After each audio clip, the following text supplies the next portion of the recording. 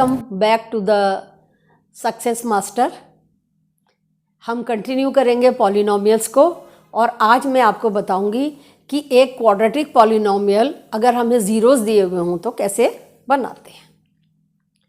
अब सपोज़ हमारे पास हमें दो ज़ीरोज़ दिए हुए हैं अल्फ़ा एंड बीटा और उससे हमें क्वाड्रेटिक पॉलिनोमियल बनाना है, यानी कि एक एक्स है हमारा अल्फ़ा, दूसरा है बीटा। तो इसका मतलब होता है x minus alpha equal to 0 और x minus beta equal to 0। तो अब जो हमारा क्वाड्रेटिक पॉलिनोमियल बनेगा वो बनेगा x minus alpha into x minus beta. इसको हम सॉल्व करते हैं तो आ जाता है एक्स स्क्वायर माइनस ब्रैकेट में alpha plus beta x plus alpha beta. अब अगर हम इसकी क्वाड्रेटिक पॉलिनोमियल बनाएंगे तो ये हो गया x square alpha plus beta यानी कि सम ऑफ द ज़ीरोज़ और बाहर x plus alpha into beta यानी प्रोडक्ट ऑफ द ज़ीरोज़, और इस तरीके से हमारी इक्वेशन फॉर्म हो जाती है। ये तो हमने बात करी जब हमारा पॉलिनोमियल्स के ज़ीरोज़ हैं अल्फ़ा एंड बीटा। अब माना हमें ज़ीरोज़ दे रखे हैं 4 एंड 6, तो अब हम अल्फ़ा और बीटा की जगह 4 और 6 ले लेंगे। तो सम ऑफ द ज़ीरोज़ हो जाएगा 4 plus 6 10 and product of zeros यानी 4 इंटू 6 24।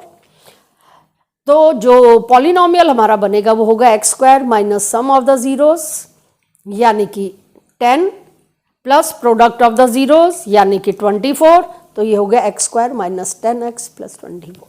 है ना आसान? थोड़ी सी प्रैक्टिस करने से आप बहुत अच्छी तरह से इसको कर सकते हैं और ऐसे क्वेश्चंस 2 नंबर के आते भी ज़रूर हैं। अब एक क्वेश्चन और करेंगे, form the quadratic polynomial whose zeroes are -3 and 5। तो सम ऑफ द ज़ीरोज़ हो गया -3 प्लस 5, आंसर आ जाएगा 2 and product of zeroes -3 into 5 equal to -15। 3 into 5 15, minus का 3 इसलिए -15। अब जो पॉलिनोमियल हमारा बनेगा वो होगा x square minus sum of the zeros यानी कि 2x और फिर प्रोडक्ट ऑफ द ज़ीरोज़ यानी कि -15। तो x square minus 2x minus 15। I hope आप लोगों को किस तरीके से पॉलिनोमियल क्वाड्रेटिक पॉलिनोमियल बनाते हैं अगर हमें उसके 2 ज़ीरोज़ दिए हुए हों, ये बात अच्छी तरह से समझ आ गई होगी। अब हम आगे बढ़ते हैं और अब हम सीखते हैं डिवीज़न एलॉगरिथम फॉर पॉलिनोमियल्स। वैसे तो ये पोर्शन इस बार सिलेबस में से हटा दिया गया है, पर ये एक इम्पॉर्टेंट सेक्शन है तो मुझे लगा कि ये भी सीखना ज़रूरी है, इसलिए इसके बारे में भी मैं आपको बता रही हूँ। इसके लिए क्या होता है, जैसे आपने डिवीज़न करना सीखा था, तो जब आपने डिवीज़न सीखा था तो आपको एक इक्वेशन सिखाई गई थी, dividend equal to quotient into divisor plus remainder. Dividend किसे कहते हैं? वो नंबर जिसको डिवाइड किया जाता है, और कोशेंट किसे कहते हैं? कोशेंट वो नंबर होता है जो ऊपर डिवाइड करने के बाद आता है। डिवाइज़र वो नंबर होता है जिससे हम डिवाइड करते हैं, और रिमाइंडर वो होता है जो लास्ट में बच जाता है। तो इसी को जब हम पॉलिनोमियल्स में लिखते हैं तो हम लिखते हैं px equal to qx into gx plus rx। तो यहाँ पर px क्या हो गया हमारा? डिविडेंड, qx हो गया हमारा कोशेंट, gx हो गया डिवाइज़र और rx हो गया रिमाइंडर। और ये जो हमारा इक्वेशन होता है इसको हम कहते हैं डिवीज़न एलॉगरिथम फॉर पॉलिनोमियल्स। और अगर हमारा जो rx यानी जो रिमाइंडर होता है वो 0 होगा, या जो डिग्री होती है rx की वो हमेशा gx यानी डिवाइज़र से कम होगी, यानी कि जिस नंबर से हम डिवाइड कर रहे हैं उसकी डिग्री से रिमाइंडर की डिग्री हमेशा कम होगी या ज़ीरो होगी। आई होप आपको समझ आ रहा होगा। अब मैं ये आपको एग्जाम्पल्स से भी समझा देती हूँ। यहाँ पर हमारा डिविडेंड है 3x cube plus 16x² plus 21x plus 20 और जो डिवाइज़र है वो है x प्लस 4। अब हम देखते हैं x प्लस 4 में ऐसा कौन सा नंबर है जिसको x से मल्टीप्लाई करूँ तो मेरा 3x क्यूब आ जाए। तो 3x क्यूब लाने के लिए अगर मैं x को 3x² से मल्टीप्लाई करूँगी तो आ जाएगा 3x क्यूब। तो 3x² से मैंने x को मल्टीप्लाई किया तो आ गया 3x क्यूब, लेकिन साथ में प्लस 4 भी है तो 3x² को मुझे प्लस 4 से भी मल्टीप्लाई करना होगा। तो 3 4 12 आ जाएगा 12x²। अब जब हम ये ऐसे डिवीज़न करते हैं तो जो नीचे के नंबर आ जाते हैं उनको हम ऊपर के नंबर से सब्ट्रैक्ट करते हैं, तो जो हमारे ये नीचे नंबर होते हैं इनका साइन हम चेंज कर देते हैं। तो हमने नीचे जो 3x क्यूब लिखा उसका साइन प्लस था, माइनस किया, और जो 12x² था वो भी प्लस का था, माइनस किया। तो 3x क्यूब में से 3x क्यूब माइनस हुआ, 0 आ गया, और 16x² में से जब 12x² माइनस हुआ तो आ गया 4x²। बाकी जो दो नंबर हैं 21x प्लस 20 उनको हमने एज इट इज़ नीचे ले लिया। अब हम देखते हैं यहाँ पर पहला नंबर है 4x²। अब हम देखेंगे x प्लस 4 से हम डिवाइड कर रहे हैं, तो ऐसा कौन सा नंबर मैं लूँ जिसको x से मल्टीप्लाई करूँ तो आ जाए आंसर 4x²। तो मैंने वो लिया 4x²। 4x को जब मैंने x से मल्टीप्लाई किया तो आ गया 4x²। अब 4x को मुझे 4 से भी मल्टीप्लाई करना क्योंकि जो डिवाइज़र है वो 4 प्लस x प्लस 4 है, तो ये आ जाएगा 16x। और फिर अगेन हमें इनके साइन चेंज करने हैं, तो ये माइनस का हो गया, ये भी माइनस का हो गया, 4x² से 4x² क्रॉस हो गया, और 21x माइनस 16x आ गया 5x। अब ये 20 बचा था, इसको हमने नीचे ले लिया। अब हम देखते हैं कि x को हम कौन से नंबर से मल्टीप्लाई करेंगे। 5x आए तो वो नंबर है 5, तो 5 into x 5x and 5 into 4 20। तो दोनों को माइनस किया, यहाँ भी 5x है, यहाँ प्लस का 5x, यहाँ माइनस का 5x क्रॉस हो गए, यहाँ प्लस का 20, यहाँ माइनस का 20 क्रॉस हो गए, तो रिमाइंडर आ गया 0। और जो ये ऊपर नंबर आ जाता है ये हो गया कोशेंट यानी कि QX।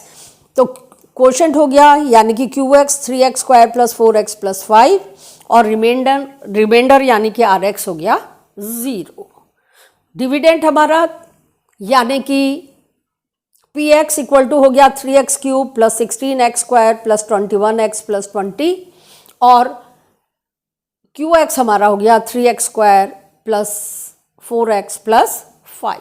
और इस तरीके से हमने ये सॉल्यूशन निकाल लिया। अब इसमें मैं एक क्वेश्चन वो लूँगी जिसमें कि रिमाइंडर 0 ना आकर के कुछ और आता है। तो इसके लिए हमने इसके लिए हमने पॉलिनोमियल लिया 3x to the power 4 minus 4x² plus 8x minus 1, और इसको डिवाइड करना है बाई x माइनस 2। तो जब x माइनस 2 से मैं डिवाइड करूंगी 3x to the power 4 minus 4x² plus 8x minus 1, तो अब मैं देखूंगी कि x को कौन से नंबर से मल्टीप्लाई करूं कि 3x टू द पावर 4 आए, तो वो नंबर है 3x क्यूब। इससे मल्टीप्लाई किया तो आ गया 3x टू द पावर 4, लेकिन इसे हमें माइनस 2 से भी मल्टीप्लाई करना है, तो 3 2 6, और ये आ गया माइनस। अब 3x क्यूब को जब मैंने माइनस 2 से मल्टीप्लाई किया तो आ गया माइनस 6x क्यूब। अब फिर हमने इन दोनों के साइंस चेंज किए, ये प्लस का था माइनस हो गया, माइनस ये माइनस 6x क्यूब था, ये प्लस का हो गया। तो 3x to the power 4 3x to the power 4 आपस में कैंसिल हो गए। ऊपर माइनस का 4x² है और नीचे प्लस का 6x क्यूब है, दोनों की पावर्स अलग हैं, इसलिए ये ऐड और सब्ट्रैक्ट नहीं हो सकते। तो 6x क्यूब को हमने एज इट इज़ उतार लिया, और बाकी equation minus 4x² plus 8x minus 1 नीचे आ गई। अब हम देखते हैं कि 6x क्यूब लाना है, तो x को कौन से नंबर से मल्टीप्लाई करें कि 6x क्यूब आए, तो वो नंबर आता है 6x²। 6x² से जब मैंने x को मल्टीप्लाई किया तो मेरा आंसर आता है 6x³। लेकिन 6x को मेरे को 6x² को -2 से भी मल्टीप्लाई करना होगा तो वो आ जाएगा -12x²। अगेन हमने साइन चेंज किए, यहाँ प्लस था माइनस हो गया, यहाँ माइनस था प्लस हो गया। अब ये प्लस का 12x² है, ये माइनस का 4x² है, तो बच गया 8x²। और 8x -1 को हमने एज इट इज़ नीचे उतार लिया। अब हम देखेंगे कि x को हम कौन से नंबर से मल्टीप्लाई करें कि 8x² आए, तो उसके लिए नंबर आता है 8x। तो 8x इंटू x होता है 8x², और 8x को जब -2 से मल्टीप्लाई करते हैं तो आता है -16x। अगेन हमने साइन चेंज किए, ये प्लस का था माइनस हो गया, ये माइनस का था प्लस हो गया। तो 8x² से कैंसिल हो गया, ये प्लस का 16x है और ये भी प्लस का 8x है, तो ये दोनों ऐड हो गए, हो गया 24x, और -1 को हमने एज इट इज़ नीचे उतार लिया। अब हम देखेंगे कि कौन सा ऐसा नंबर है जिससे x को जिससे मल्टीप्लाई करूं कि मेरा 24x आए, तो वो नंबर है 24। 24 से जब x को मल्टीप्लाई किया तो 24x, और जब 24 को -2 से मल्टीप्लाई किया तो -48। तो फिर हमने साइन चेंज किए, तो 24x से 24x कैंसिल आउट हो गया, और ये प्लस का 48 है, ये माइनस का 1 है, तो बच गया 47। तो इस बार हमारा रिमाइंडर आ गया 47, और क्वोशंट हमारा है 3x³ + 6x² + 8x + 24। और इस तरीके से ये सॉल्यूशन हो गया। आई होप कि आप लोगों को डिवीज़न एलोगेरिथम अच्छी तरह से समझ में आ गया होगा। अगर फिर भी आपको कोई प्रॉब्लम आती है तो आप मुझसे कांटेक्ट कर सकते हैं और इस बारे में बात कर सकते हैं। Thank you so much.